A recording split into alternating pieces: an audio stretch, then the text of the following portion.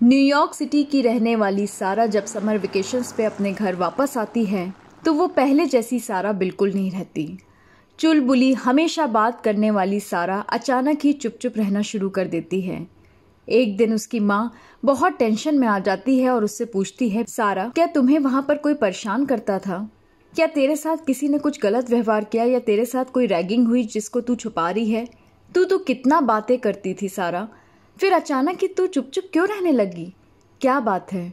मैं तेरी माँ हूँ बेटा, अगर तू मुझे नहीं बताएगी तो किसे बताएगी? सारा तुनक के अपनी माँ को जवाब देती है, नहीं माँ, ऐसा कुछ भी नहीं है। इतना कहकर वो अपने कमरे में जाती है और दरवाज़ा अंदर से बंद कर देती है। धीरे धीरे जैसे दिन बीतते जाते हैं सारा की तबीयत बिगड़ने लगती है। वो बड़ी अजीब अजीब सी हरकतें करना शुरू कर देती है। कभी दीवार पर लिखने लगती है तो कभी कॉकरोच को मार मार के खाने लगती है। एक दिन उसकी माँ रात में 3 बजे उठी, उसको चेक करने के लिए उसके रूम में गई। रूम का नज़ारा देखकर तो वो हैरानी रह गई। उसने देखा कि उसकी बेटी सारा दीवार पर चल रही थी। ये देखकर थोड़ी देर के लिए उसकी माँ मार्था घबरा सी गई, लेकिन वो कहीं ना कहीं ये बात समझ चुकी थी कि ये सारा नहीं बल्कि उसके अंदर की कोई दुष्ट आत्मा है जो उससे ये काम करवा रही है। अगले दिन बिना कुछ सोचे या बिना वक्त गवाए वो फौरन चर्च गई फादर एंड्रयू से मिलने।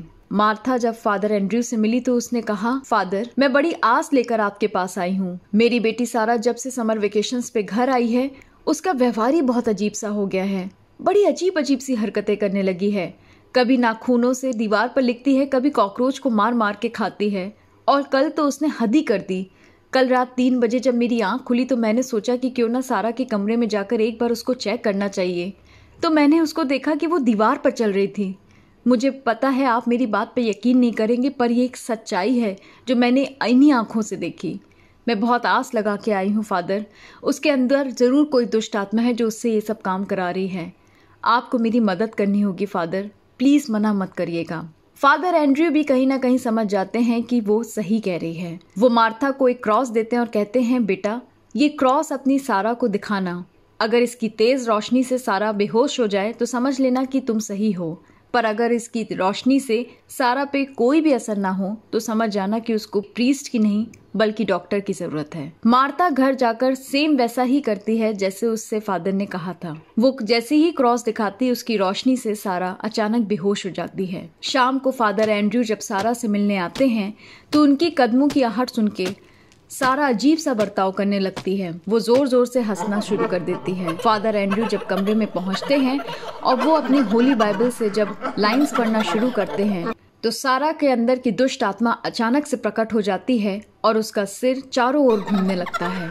वो दुष्ट आत्मा जोर जोर से हंसती है और उससे कहती है, फादर तुझे क्या लगता है मैं इस सारा का शरीर छोड़ दूंगा? नहीं, मैं ऐसा कभी नहीं होने दूंगा। जिस हॉस्टल में सारा रहती थी और जिस कमरे में सारा रहती थी मैं तो उसी कमरे में रहता था। जब मैंने सारा का पीछा वहां नहीं छोड़ा तो मैं इस समय क्यों छोड़ दूंगा? मैं इसके शरीर से इसकी आत्मा को लेकर ही जाऊंगा और ये मेरा प्रण है। तेरा जीसस भी मेरा कुछ नहीं बिगाड़ पाएगा। वो हवा में उड़ना शुरू कर देती है, पर फादर उसकी एक नहीं सुनते और लाइन्स को पढ़ना शुरू कर देते हैं।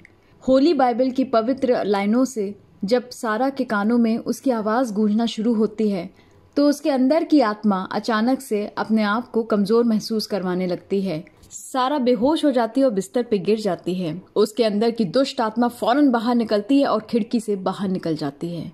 वो उसके शरीर को हमेशा के लिए छोड़ देती है। इस तरह से फादर एंड्रयू मार्था को उसकी अपनी बेटी सारा से मिलवा देते हैं और उसके अंदर की दुष्ट आत्मा को हमेशा के लिए भगा देते हैं।